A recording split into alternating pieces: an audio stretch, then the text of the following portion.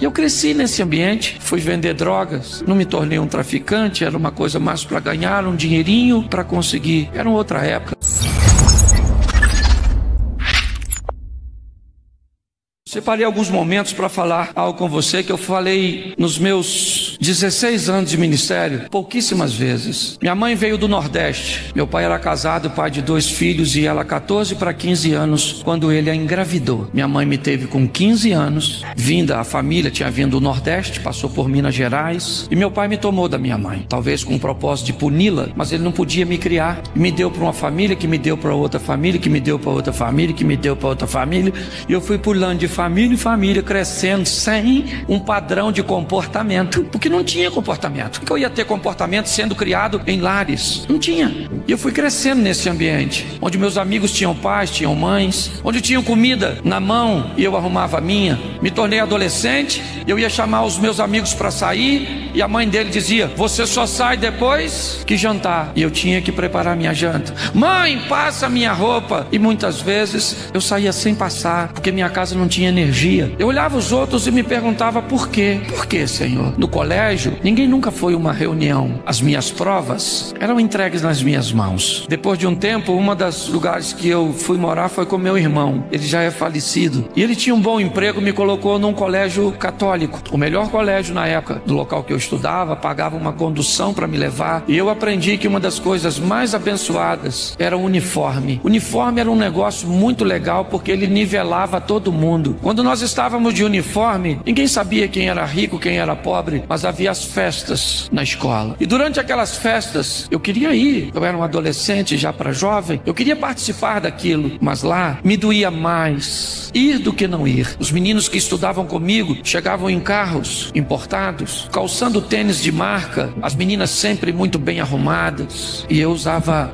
o mesmo quichute, que ia para a aula, eu ia para as festas. Uma camisa que não tinha marca, um sapato que furava e a gente colocava papelão. E eu cresci nesse ambiente, fui vender drogas, não me tornei um traficante, era uma coisa mais para ganhar um dinheirinho, para conseguir, era uma outra época. Mas eu olhei aquilo e morando na casa de minha tia, não se escandalize com o que eu vou falar, eu encontrei um livro quase dessa cor, que havia sido deixado lá por um grupo dos Testemunhas de Jeová. Nesse livro dizia: toda a escritura inspirada por Deus é proveitosa. Um livro direcionado ao público infanto-juvenil, onde algumas fotos ilustrando desde a criação, começava com aquela árvore com a maçã, o Adão e a Eva, e terminava com João na ilha de Pátimos. Provavelmente eu encontrei esse livro limpando a casa, porque era uma das minhas tarefas nesse lar. Durante os 14, acho que de 14 a 16, por aí, eu li aquele livro uns 40 vezes, eu não sabia por quê, mas eu lia aquele livro, eu lia sempre que podia. Eu nunca tinha entrado numa igreja evangélica, mas eu li aquele livro diversas e diversas vezes, e eu não sabia por quê. A Bíblia eu nunca tinha pego, aliás eu tinha medo dela, eu achava um livro meio perigoso, meio místico. Lá na casa do meu tio, ele era católico, e ela ficava aberta no Salmo 91, que estava amarelo. Você virava para o 92, a página seguinte estava novinha,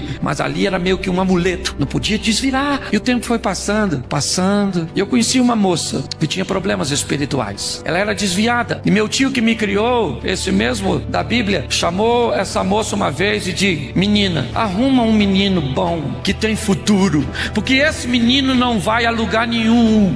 Esse garoto é um irresponsável, o pai dele, eu crio ele e gosto, e meu tio me amava, mas ele sabia, ele não falou nada de errado a meu respeito, ele falou apenas o que era verdade. Esse menino não tem futuro. As meninas que eu queria namorar, ninguém. Um menino de quichute, calça azul, eu fui dar meu primeiro beijo com 17 anos, pensa nisso, feio. Não melhorei não, mas era pior. Pois bem, aqueles problemas espirituais daquela moça me aproximou do evangelho. Ela tinha problemas espirituais sérios, e eu então acabei me convertendo numa segunda-feira. Falei: Senhor, eu não sei se o Senhor existe, essa menina fica endemoniada aí, e se o demônio existe, que eu tô vendo ele, o Senhor também deve existir ainda, que eu não tô vendo. Mas se o Senhor puder tirar ele dela, dá uma força aí, porque ele pegava ela e queria me matar, então eu precisava de uma segurança. E ela ficou livre naquele dia. Eu levantei minha minha mão e recebi Jesus como Senhor e Salvador da minha vida. Aí um rapaz me levou para a escola bíblica e ele falava Noé. Eu sabia quem era Noé, sabia os filhos, sabia o tamanho da arca, eu sabia tudo. Ele falava Daniel, eu sabia. Ele falava Moisés, eu sabia. Ele falou assim, você é desviado. Eu falei, não, nunca fui crente não. Já leu a Bíblia quantas vezes? Eu falei, rapaz, eu nem peguei na Bíblia até hoje. Ele falou, como é que você sabe essa história bíblica? Assim, eu falei, não, eu li um livro lá, nem falei com medo do preconceito. E ele falou assim, pois é, o restante da história que você leu nesse livro está na Bíblia. Começa a ler, olha o restante aqui no livro de Daniel, olha o restante aqui no... Aí eu fui, né? Aí eu mergulhei. Eu li a Bíblia de dia e de noite, eu pregava para mim mesmo, eu pregava no espelho, eu pregava dentro do carro, eu conversava comigo. E aí eu fui tomando gosto e as pessoas começaram a falar, Cláudio, você está falando de um jeito esquisito, você está se comportando diferente, uma vida difícil, vendi o almoço para comprar a janta, minha família andava na boleia de uma Fiorino branca emprestada, que beleza. O tempo passou, aí Mazinho, chama de fogo, chama viva, não é isso? Mazinho conhece a história um pouco, porque o grupo ia lá na igreja que eu me converti, lá do Marcos Melquisedeque, Santa Cruz da Serra, e um dos seus companheiros, eu não vou lembrar quem é, Gilberto, orando, ele falou assim, eu vejo você com a mala na mão, viajando para tudo quanto é lugar. Eu falei, e ele ainda falou que era de avião. Eu falei, avião? Eu nunca andei de avião, eu tenho medo de altura, passar de avião, tem que vender um rim naquela época para comprar. Isso vai... Avião. Confesso, eu sei que eu não acreditei muito não. E menos ainda quem escutou as profecias. Falei, avião. Fui embora com aquele avião assim na cabeça. Menino. E botaram para pregar no galinheiro. A classe da escola bíblica dominical era no galinheiro, tu acredita? Naquele terreno em frente à igreja. E aí eu comecei a fazer humor, porque as paredes eram de tela. O jovem ficava olhando pro lado de fora. Era só uma parede de alvenaria. Então eu encostei na parede de alvenaria, eu encenava, eu levava o skate. Uma vez fui pregar sobre José, levei o skate. O skate. Olha lá, o skate. O skatista só anda pra frente, sabe cair, tem equilíbrio, gosta de obstáculo. Eu falei, abra sua Bíblia em Gênesis 37 que eu vou falar do José. Um homem equilibrado, e andava pra frente, gostava de obstáculo, me vestia. E o negócio não foi indo, menino. Foi indo. Casei, virei professor da escola bíblica. Mó barato, duro que nem um coco. Pensa. Nossa, eu lembro que eu fiz um consórcio pra comprar uma televisão, sabe? Pois bem, o tempo foi passando, Deus foi abrindo as portas, foi me abençoando, o pessoal começou a gostar de mim. Não é que eu pregava bem não, é a graça de Deus. Você vê num congresso como esse, tanta gente boa, vem eu pra pregar. Elcio de Assis, o Landtal, e quem? O Cláudio Duarte. Mas Deus falou, gostei de você, menino, gostei. Você é o improvável. Por isso que eu não me encanto. Às vezes as pessoas, pastor, o que o senhor, assim, como é que o senhor lida com sucesso? Eu falo, que sucesso? Eu sou um Zé Ruela, um Zé Rosquinha, um Zé Mané.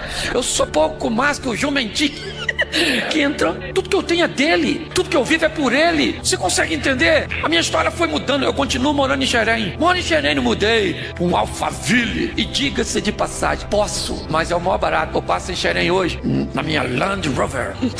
E a mãe daquela mulher que não deixava namorar as filhas dela, mora lá. Aí eu passo, sim, não é com maldade não. Abro o vidro e digo pra ela, ô minha irmã, graça e pai. E aponto pro meu mulherão, minha mulher, 26 anos de casada.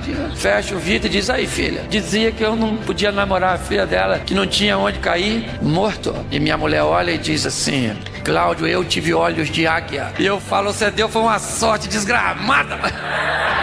Escute só, pra quê que Deus fez tudo isso? Pra quê? Pra que Ele mudou a minha história? Hoje eu posso ajudar minha mãe, ajudar o meu pai. Tem uma igreja maravilhosa em Xerém, uma igreja estilo americana que Deus colocou no meu coração, num lugarejo pequenininho. Tá lá, porque a única coisa que eu quero é cumprir o propósito que Deus tem pra mim. Ninguém acreditava em mim, ninguém achava que eu ia. Às vezes, mas eu tô nos aeroportos, e não apenas no Brasil, sabe? Seja África, Europa. Tô falando isso pra, o Cláudio tá querendo, não precisa disso.